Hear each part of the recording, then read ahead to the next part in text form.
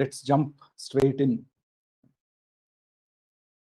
And before I start, I'd like to just take a quick poll on how many of you have found marketing specifically to be more difficult post the onset of COVID.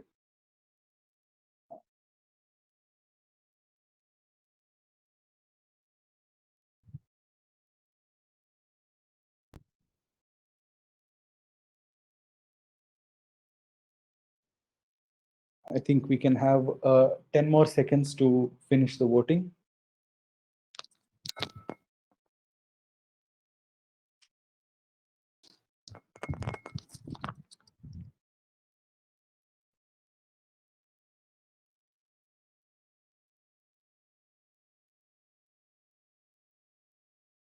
Yeah, well, that's a resounding yes. So marketing has become difficult, and I echo that sentiment. It is true. Marketing has been significantly difficult. So let's get back to the deck. Now that we've seen that it's a much more difficult state to be in now, let's look at something basic, right? Something at the bare bones level. What is the backbone? Every business across industries or geographies, anywhere, customers are the backbone. And without them, everything falls apart. And now, more importantly than ever, there are so many other paths to reach them. It's not just sales, it's not just marketing. It's an omni-channel world. And there are so many other teams, even within marketing. There's customer advocacy. Within other teams, there's customer success. There's so many teams. But then, what is the destination? Right? The destination ultimately is one, the customer. Because no matter which way you come from, you will ultimately reach the customer. All these teams ultimately have to go there. And today, let's restrict our discussion to only marketing's path to the customer instead of all of those that I just mentioned about. Now, when I say marketing, right, in an ideal world, if you'd have all the power in the world, what is the ultimate goal or ultimate want of any marketer, and the ultimate thing that they'd like? To develop a space in the customer's heart.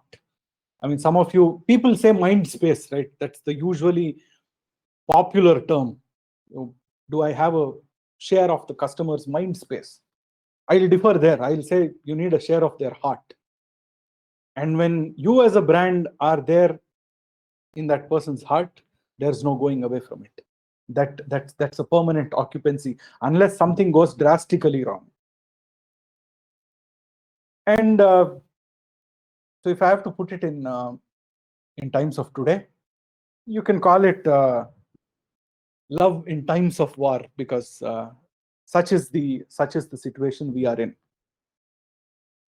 And of course, there's no shortage of numbers that is showing a downward trend. Now, of course, there has been so much drop in retail walk-ins, reduced spending because people want to save up on a little more cash. There's a drastic drop in advertising media. Some an outdoor hoarding, a billboard that went for 40-50 lakhs in prime locations, now they're lying empty, right? So all that is a downturn. But then it's not all gloomy, right? I won't even call it silver lining. There's a significant set of numbers which are on an upward trend.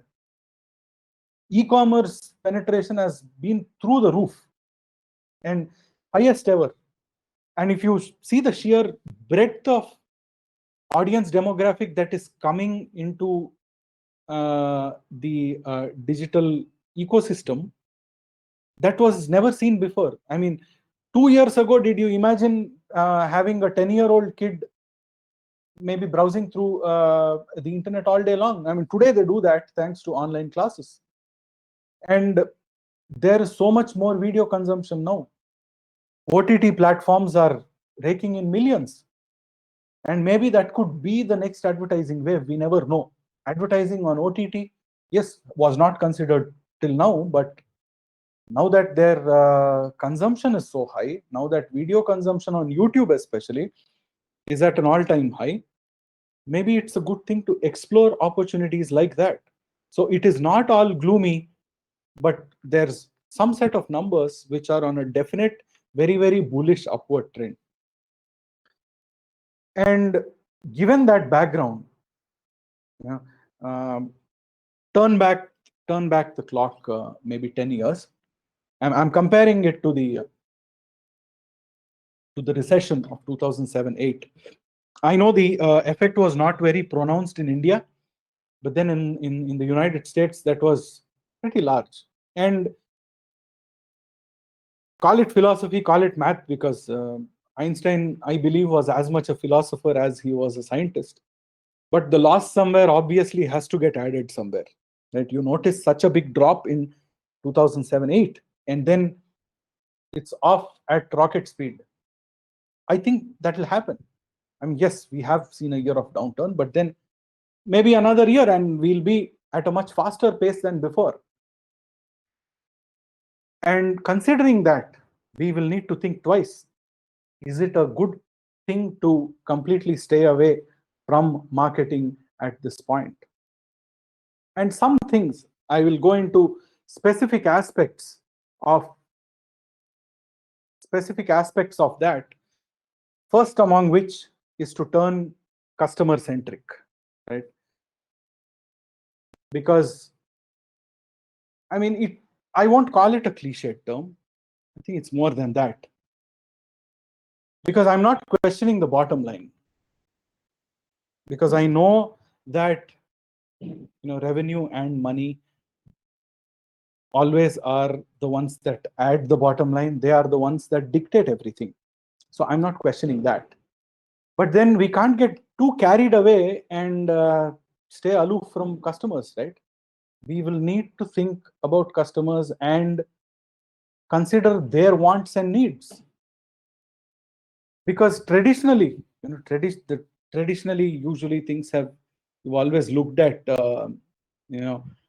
only inventory, distribution, efficiency. In fact, operational efficiency is something which so many people are focused at. Unfortunately, and that is the sad truth, how come customers are not a part of this planning? There's so much of planning going around in so many areas, and suddenly the one basic person, the one important person who's going to generate your revenue, they are not a part of this planning. No, that has to change. And that is because the fundamental approach has always been top down. First came marketing, then sales, and ultimately the byproduct of all this was customers. I would say change it. Don't look at it as a funnel, but change that to a flywheel where you have customers in the center, and then you have all these other disciplines around them. Sales, marketing, service, you have them going around, right? So everything revolves purely around the customer. And you know what? It makes fantastic financial sense as well, because it is way, way cheaper to retain an existing customer than to acquire a new customer. And especially true with media rates going off through the roof. Even digital media, Google AdWords, display advertising, name the media. I mean, it's quite expensive today. So it makes sense to invest in retention, even more so today. Call it loyalty programs. It could be upsell or cross-sell. It could be deferred payments, and or something as simple as an internal wallet, for example. Now, today you see even your grocery ordering app having an e-wallet. But then, rewind the clock maybe 5 years, and e-wallets were usually restricted to I think only the e-commerce players. Now everybody has it, and that's important. Some examples from what we've done and how we've used these things at Zoho. From an upsell standpoint, actually it is a fact that the usual customer journey of how they come to Zoho is that they come in with one product. We've seen so many customers, a majority of our customers come in with CRM. Right? CRM is their first step of how they know Zoho. And then soon they move up to CRM Plus, which is our CX suite, and ultimately to Zoho One. Now, that is the ideal journey from one product to 10 products to 40 products. Right? And we are actually delighted to see that journey happen for so many customers. And that's a great thing to have. Deferred payments, for example, we offered that to many customers during the lockdowns, where if their business was shut, they should not be paying for software. Why should the renewal continue if they are not in business? So we gave them an option to skip a month, skip 2 months, and start paying us back when you reopen your business. Or Wallet, for example, that has given us a load of flexibility to not just attract new users, but also reward existing loyal customers, because that goes a long way in enhancing loyalty. And with respect to trial extensions, we've practiced that for many years now.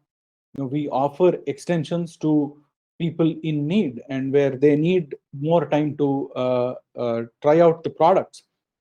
Few other notable mentions. I mean, for those of you who've been following our press releases, for example, we had a small business assistance program way back in March and April.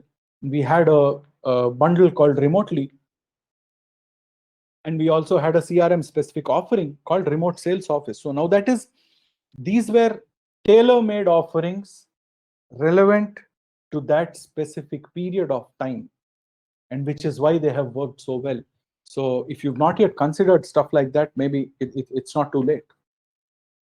Let's get into another quick poll. When I said cross-sell, why don't you take a guess? How many apps on average does any Zoho customer use? That would be a good one to think about.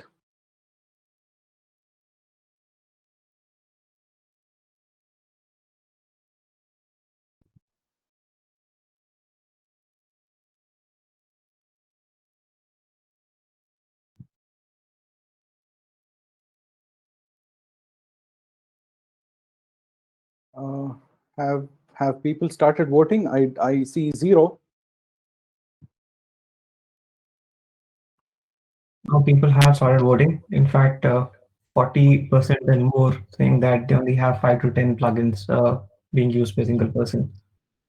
Okay. Sorry, I didn't follow you. So around 40% of people thought that people use close to around 10 Zoho services at any point in time. Okay, yeah, well, close, almost close, but the actual answer is more than 15. And in fact, we ourselves were very happy when we saw that stat. We honestly, we did not expect that many apps to be used, but then yes, it was it was a very good thing to know. So it is more than 15, right? Around 17 to 18 is where it is. Just to reconfirm, what Bob was saying is average Zoho customer uses close to around 17 Zoho apps. So the audio was not a bit clear. So just to reiterate again, the average Zoho customer uses close to around 17 Zoho apps. The poll said that around 5 to 10 apps is what max people use. In fact, we also surprised ourselves when we found out it's close to 17. Thank you. Thank you.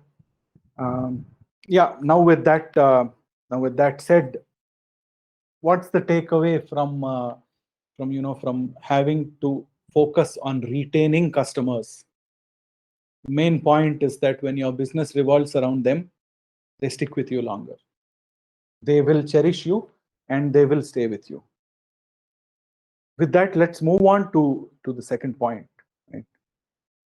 Of speak only the truth. It's not that hard to understand or digest that. I can understand the enthusiasm of marketers and salespeople and many others to add a dash of masala and blow things up a little. Nothing wrong. We are in the business of communication after all. But then keep it around the truth. Don't divert or don't deviate away from what is that most essential point of the truth. And Bill is someone whom I have admired a lot, largely said to be one of the gurus in very great advertising. I mean, I'm not sure how many of you are aware of this campaign from Volkswagen. It was an iconic campaign for many reasons. The first among which was, as a business proposition, it was not easy. And when I say it was not easy, think about it this way. A German brand trying to sell a car for the first time in the United States just after World War II. You can imagine the stigma. And this was a car, a size which no one had heard of. The usual American car was several feet longer. This was 1/3 the length. And even in terms of engine size. And something as radical, you would assume, would need radical advertising. Yes, they did, but then they only spoke the truth. If you read the copy here, it just states what it does, and it turned out to be such an epic campaign, which was again fundamentally the truth. It is even cherished till date, even after 60, 70 years now, right? And that was how it built its brand. It was ugly, yes, right? It doesn't look too great, but then it got you home. It was trustable.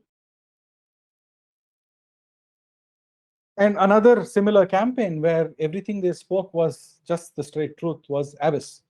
Now today, how many brands do you find, or how much of advertising do you find focused around who are not afraid to say they are number two? Of course, there are many people who say, I'm number one, I'm very good.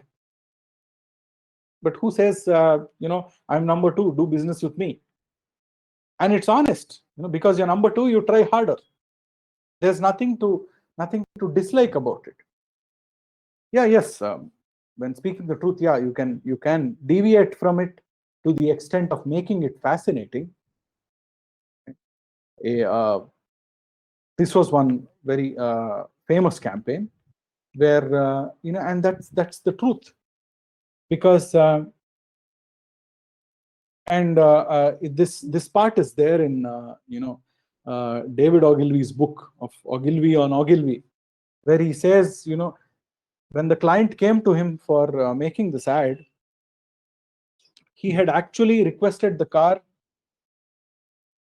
to be with him for more than a month, and he used it extensively, day in and day out, drove the car, and that is the insight he uncovered. Now, today, for all of us marketers, how much time do we spend on using our products to understand insights like this? So from that standpoint, it is very essential, because if you're marketing for an oil company, you better well use that oil at home to understand what it is really good at. So the takeaway from that is, if you do not deviate from the truth, if you stick only to the truth in your marketing and advertising, your customers will always stand by you. They will always trust you.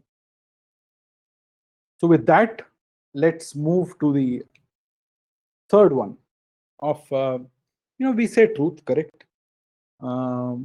But what about the purpose? Now, anything you do, you have two choices. Make it happen as a transaction or stand for a greater good. For all you know, Nike could be known as just a shoe company or a sporting good company. But it's not that. It's far from that. It is something that you cannot just put into words. It's an emotion for many people. And that's because they always had a larger purpose. They had a larger purpose of bringing sport to the world. And that is a major differentiator of how you can evolve. Because even from a scientific standpoint, you could consider this similar to Maslow's hierarchy of needs, for those of you who know. But this is called the elements of value from Bain and Company. They are the ones who came up with this. At various stages, every piece of communication, every piece of advertising evokes a reaction. Right? It evokes a reaction in your mind and heart in a certain way. Now, if you were to put it in a scientific way, map it out, I'll take a simple example, right? Take a Rolex watch, for example, right? Functional element, what does it do? Yeah, a Rolex, it's a watch, it shows you time, right? Done. Emotional element, how does it feel? It feels great, right? I like wearing a Rolex, it feels good. It makes me feel good. And how does it change my life? Yeah. I'm not the guy, by the way, I'm not the guy who likes Rolexes, or I'm not the guy who likes to flaunt these prestige-oriented things, but since that is the brand, I'm just saying, in case you are marketing for it. How does it change my life? So when I wear a Rolex, I feel like high society, right? So that creates a sense of belonging to many others out there. What is the value to society? This is where it is empty, right? To a certain sense. But if you consider a brand like Nike, right, or something which is every Indian knows about it, like Amul. Amul stands, I think, at the topmost level. Right? What value does it give to society? Everybody knows it. Makes your food. I mean, it's much more than making your food tasty. Right? It's खाने से पहले Amul butter लिया क्या? That is a thing. And even in consumer brands, right? If you say you might dispose it off as it's only a detergent powder, it's okay. But then the people behind those brands itself, they want them to stand for a higher purpose. Because if it does not have a higher purpose, then its existence is temporary. It will only have a transactional value. It might occupy a share in your head, certainly not in your heart. This was a recent campaign, I mean, not a recent campaign, sorry, quite an older campaign from Dove, but then it perfectly embodies what they stand for. They had done a lot of activity in India as well. They were all, I mean, their point is about, beauty is more than just what you see on the skin. Now you could ask that after all, it is a soap, and they only talk about, and you've seen how far advertising has moved. Fair and Lovely, in fact, changed their name, right? So it is more than just how does it make your skin feel better? Yes. But is the value larger than that? Is the purpose larger than that? Yes, it is. And when it goes to that level, this is just an example of how you can take it to that level, right? Old people are usually not considered beautiful per se. Why should it be that case? Right? Your skin can be wrinkled, but it can still be beautiful. And when such purposes are taken, you stand for a higher cause. Take even the case of Royal Enfield. Authenticity with a higher purpose. The one in that picture there is Siddharth Lal himself, the CEO.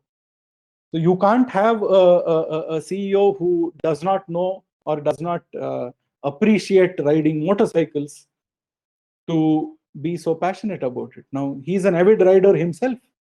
And that is where you bring true emotion and purpose to the brand that you are standing for.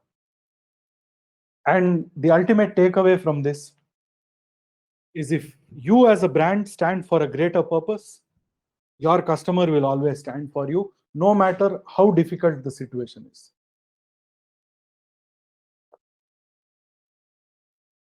And the next one,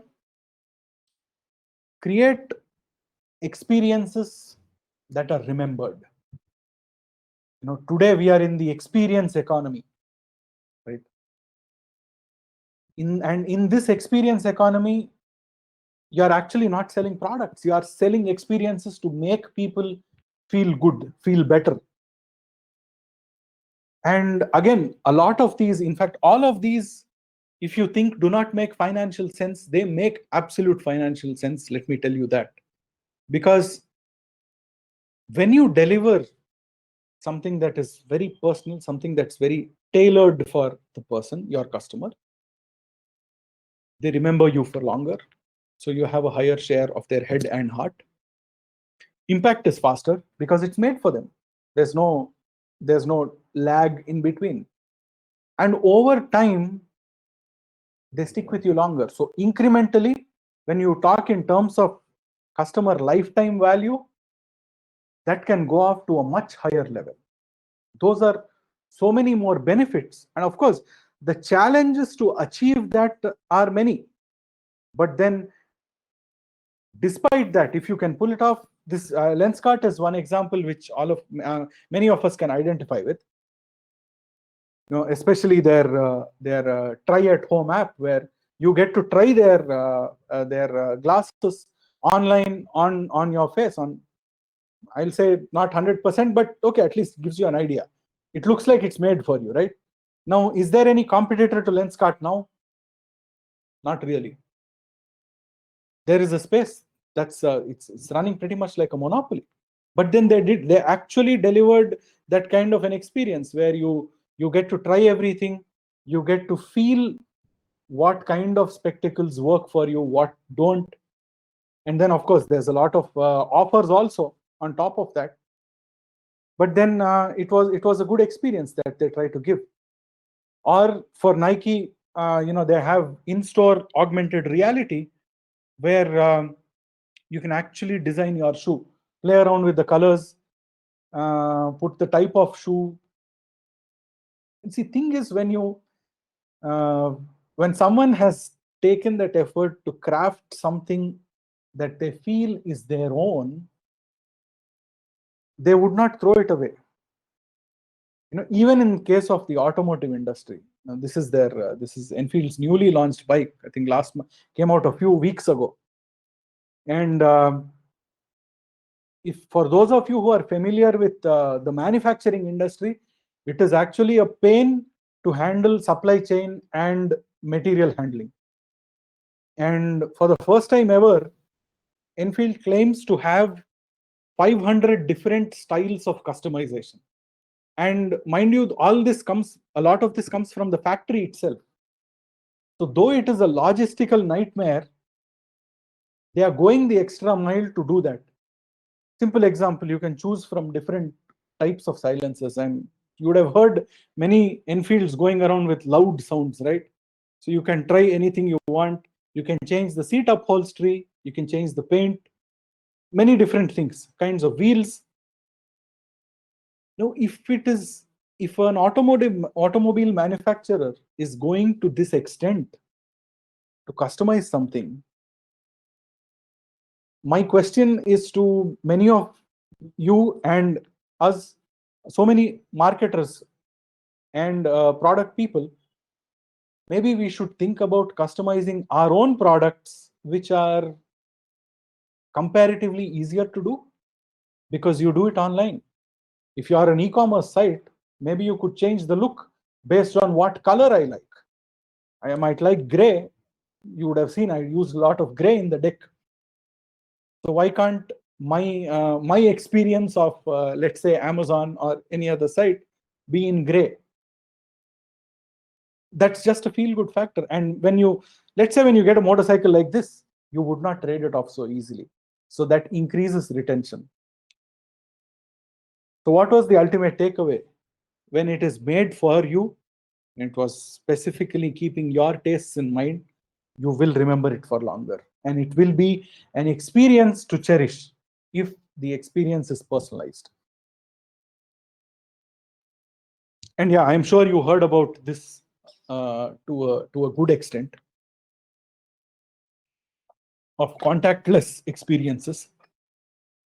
But most studies indicate that this will be here to stay, even post the pandemic, because already a lot of us are looking at touchless payments. I know 2000 rupees is the limit, which is why I usually try to fill fuel less than 2000 so that I get to do this. But then I feel this is going to be here to stay. And even if you take restaurant table orders, I think I saw recently on Zomato that you could order and go dine in. But can you pull that experience off without meeting anybody at all? You place your order, instead of you waiting for your Zomato valet to arrive, you get an ETA when to reach. And after you reach, your table number, you go sit there, food is on the table, finish, pay online and move away. Don't interact with a single person. Or even hotel or airport experiences for that matter. It could be an automated check-in experience. And in fact, at vehicle service centers, your car has an ECU. It pretty much knows what is wrong and what is not wrong. So if there is a part that needs ordering, why can't it place the order on itself and even book a service appointment? Today you have you have so many car brands flaunting connected car tech with that before you enter the car you get to roll down the windows or you get to switch it on. You get to see how many other fellow car brands are around yours, car owners are around you. But I think the use case is actually far greater. Maybe they can place orders on your behalf. Maybe they can book an appointment for you, remind you that you have to hit the service center today, and yes, reduce waiting time. If your parts, everything is ordered, that reduces exposure because of lowered waiting times. And why I've mentioned all this is because it is essential to think in that direction. Though not all of us might be associated with the automotive industry or the hospitality industry, for our own respective products and offerings, it makes a lot of sense to tailor our strategies around that front, because contactless experiences are here to stay even post next year, and it will be good to embrace it soon. And another byproduct of contactless experiences is self-service. Now, self-service is something usually restricted to B2C companies, right? And it's working, but then you have to look at it as more than just a self-checkout. It has to have a much higher purpose. Now, today, my own example is if there is a dispute on something I need more help for in Swiggy or on Amazon service, I'm actually happier using the bot today till the extent of finding a resolution, obviously, because it's much faster, right? It keeps you in control. You get to select the options you want, and which is why it is rising even in B2B. Be it in terms of having a chatbot, using voice of the customer, having more proactive and good IVR menus, and even process automation, or generating a lot more content than before. Many brands are actually doing that. And the important point is, and why that is picking up, is it helps customers feel in control. So they are a part of the conversation instead of being at the receiving end, which is why it is seeing so much of an uptick, right?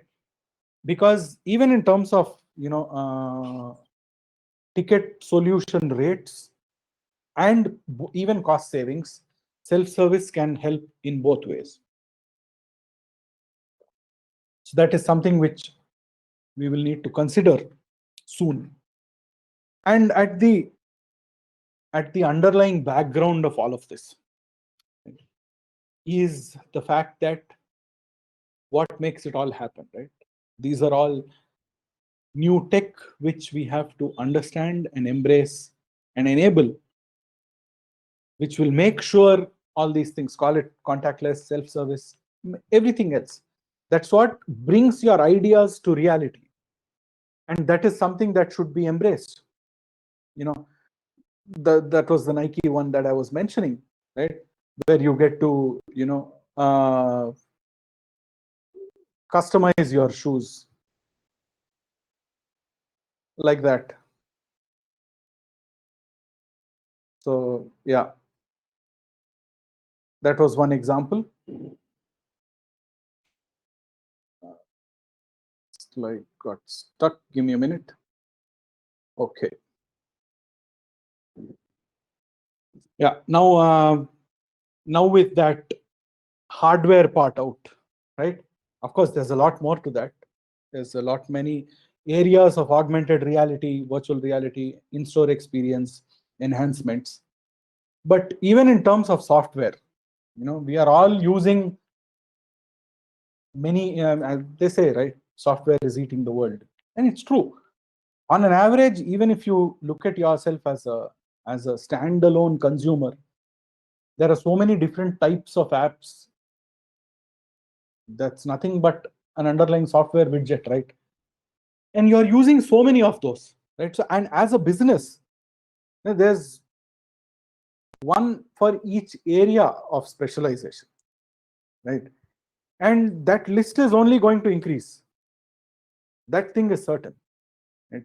At least from the last 10 years, there has been a steady increase. Of course, there could be waves of consolidation, but then the increase in number is certain. And with these many offerings,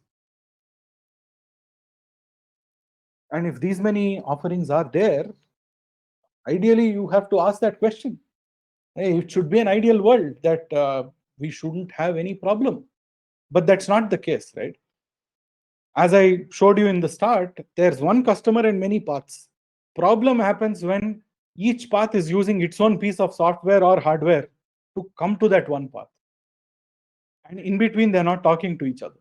So they come with their own mindset. And that is precisely the reason why I don't know what is happening in the other team. They don't know what is happening everywhere. But ultimately, we talk to the same customer. And that is precisely where we have to look to address. And we have been seeing a lot of that, right? Because either way you look at it, many paths is equal to many islands. Many islands floating randomly around. And what is the only way? The only way to do it well is to connect them, is to build a bridge across these islands. And yeah, that's also a bridge. You could call that a bridge. I won't trust my life on it. There's no way I'm getting onto it. And if you want to feel adventurous, yes, you can call that a bridge. But a real bridge, something which is a little more lasting. It is of beauty. It is of value. There's some aesthetic sense and function in it.